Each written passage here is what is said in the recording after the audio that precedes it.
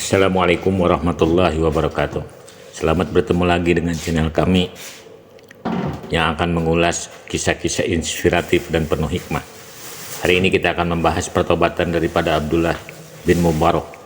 Abdullah bin Mubarak sangat tergila-gila kepada seorang gadis dan membuat ia terus-menerus dalam kegalauan. Suatu malam di musim dingin, ia berdiri di bawah jendela kamar kekasihnya sampai pagi hari, hanya karena ingin melihat kekasihnya itu walau hanya sekilas saja. Salju turun sepanjang malam itu. Ketika azan subuh terdengar, ia masih mengira bahwa itu adalah azan untuk sholat isya. Saat fajar menyingsing, barulah ia sadar betapa sedemikian terlenanya ia dalam merindukan kekasihnya itu. "Wahai putra Mubarak yang tak tahu malu," katanya kepada dirinya sendiri, "di malam yang indah seperti ini engkau bisa tegak terpaku sampai pagi hari karena hasrat pribadimu. Tetapi apabila seorang imam sholat membaca surat yang panjang, engkau menjadi sangat gelisah." Sejak saat itu hatinya sangat gundah. Kemudian ia bertobat dan menyibukkan diri dengan beribadah kepada Allah. Sedemikian sempurna kebaktiannya kepada Allah sehingga pada suatu hari ketika ibunya memasuki taman, ia lihat anak tertidur di bawah pohon mawar, sementara seekor ular dengan bunga narkisus di mulutnya mengusir lalat yang hendak mengusiknya. Setelah bertobat itu, Abdullah bin Mubarak meninggalkan kota Melb untuk beberapa lama, menetap di Baghdad dan bergaul dengan tokoh-tokoh sufi. Ia selanjutnya pergi ke Mekah dan tinggal di kota itu sebelum akhirnya kembali ke Melb. Penduduk Melb menyambut kedatangannya dengan hangat. Mereka kemudian membentuk kelas-kelas dan kelompok-kelompok belajar. Pada masa itu sebagian penduduk beraliran sunnah sedangkan sebagian lagi beraliran fikih. Itulah sebabnya mengapa Abdullah bin Mubarak disebut sebagai tokoh yang bisa diterima oleh kedua aliran itu. Dia mempunyai hubungan baik dengan kedua aliran tersebut dan masing-masing aliran itu mengakuinya sebagai anggota. Di kota Melb, Abdullah bin Mubarak mendirikan dua sekolah tinggi, yang satu untuk golongan sunnah dan satu lagi untuk golongan fikih. Kemudian ia berangkat ke Hijaz dan untuk kedua kalinya menetap di Mekah. Di kota ini ia mengisi tahun-tahun kehidupannya secara berselang-seling. Tahun pertama ia menunaikan ibadah haji dan pada tahun kedua ia pergi berperang. Tahun ketiga ia berdagang. Keuntungan dari perdagangannya itu dibagikan kepada para pengikutnya. Ia biasa membagi-bagikan kurma kepada orang-orang miskin, kemudian menghitung biji buah kurma yang mereka makan dan memberikan hadiah 1 dirham untuk setiap biji kepada mereka yang paling banyak memakannya. Abdullah bin Mubarak sangat teliti dalam kesolehannya. Satu ketika ia mampir di sebuah warung, kemudian pergi sholat. Sementara itu kudanya yang berharga mahal menerobos ke dalam sebuah ladang gandum. Kuda itu lalu ditinggalkannya dan meneruskan perjalanannya dengan berjalan kaki. Mengenai hal ini Abdullah bin Mubarak berkata, "Kudaku ini telah mengganjang gandum-gandum yang ada pemiliknya." Pada peristiwa lain, Abdullah bin Mubarak melakukan perjalanan dari Melb ke Damaskus untuk mengembalikan sebuah pena yang dipinjamnya dan lupa mengembalikannya.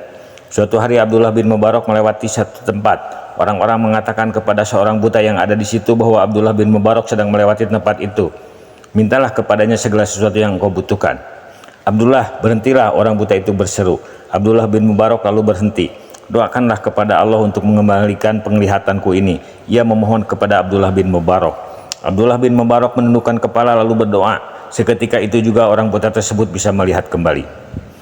Abdullah bin Mubarak dan Ali bin Muwaffaq.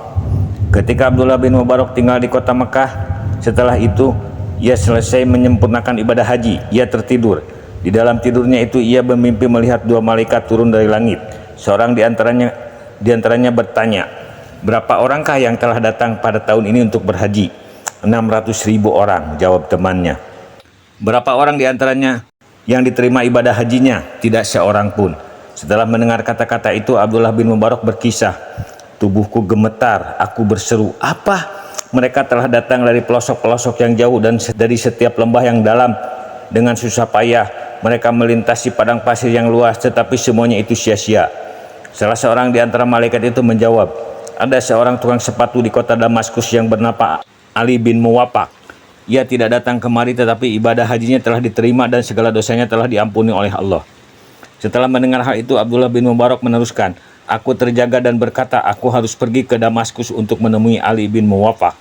Maka berangkatlah aku ke kota Damaskus dan mencari tempat tinggalnya.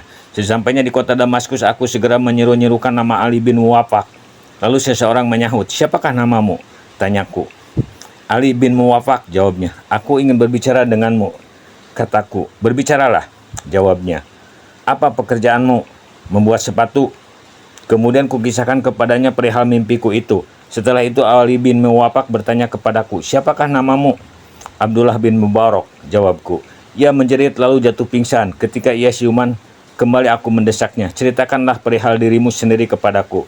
Maka berceritalah ia kepadaku. Telah 30 tahun lamanya aku bercita-cita hendak menunaikan ibadah haji. Dari pekerjaan membuat sepatu ini aku telah berhasil menabung uang sebanyak 350 dirham. Aku telah bertekad akan pergi ke Mekah pada tahun ini juga. Ketika itu istriku sedang mengidam dan tercium olehnya bau makanan dari rumah sebelah. "Mintakanlah untukku makanan itu sedikit," istriku memohon kepadaku. Aku pun pergi lalu mengetuk pintu si tetangga dan menerangkan hal yang sebenarnya. Tetapi si tetangga itu tiba-tiba menangis kemudian berkata, "3 hari lamanya anak-anakku tidak makan.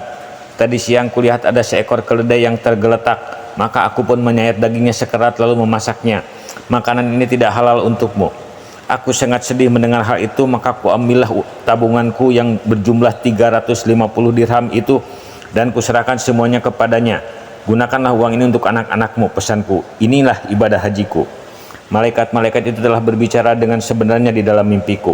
Abdullah bin Mubarak menyatakan, dan penguasa kerajaan surga benar-benar adil di dalam pertimbangannya. Demikian kisah inspiratif hari ini. Mudah-mudahan Allah memberikan kekuatan kepada kita untuk bisa mengikuti orang-orang yang soleh. Jangan lupa like and subscribe agar channel kami bisa terus berkembang. Wassalamualaikum warahmatullahi wabarakatuh.